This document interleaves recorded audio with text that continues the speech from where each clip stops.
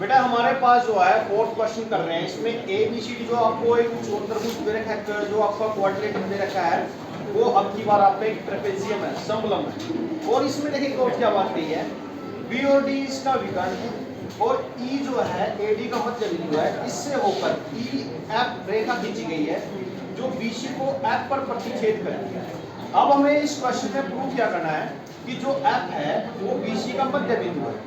देखिए बेटे हमने यहाँ पर जो चीज हमारे क्वेश्चन में देखी हमने लिख ली कि ए बी सी डी एक समलम है, और अगर समलम होता है तो ये साइड इसके क्या होती है, समांतर होती है, इक्वल नहीं होती, समानांतर होती है, इसलिए डी सी ए बी के समांतर लिख लिया। और बी डी जो है चतुर्भुज ए बी सी डी का क्या है, विकर्ण है, डायगोनल है।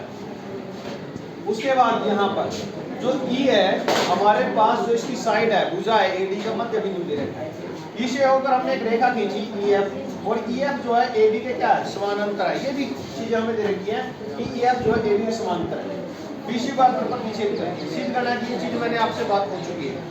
अब हम इसका प्रूफ करते हैं।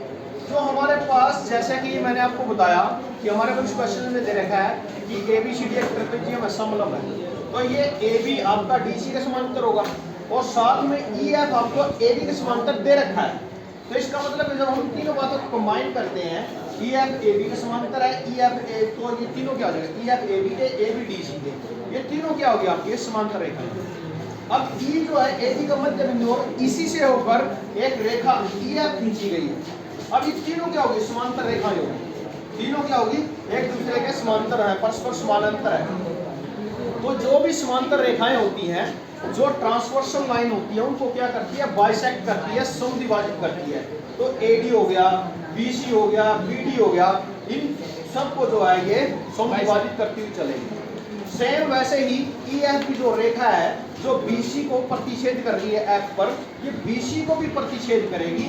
यही चीज मैंने यहाँ पर लिख दिया कि ई एफ जो है बीसी को समद्विभाजित करेगी एफ पर। इसका मतलब क्या, समद्विभाजित का मतलब क्या है कि बराबर भागों में तोड़ना, या दूसरे शब्दों में कहें कि एफ जो है बीसी का मिड पॉइंट है, मध्य बिंदु है। यही चीज हमें प्रूव करनी थी।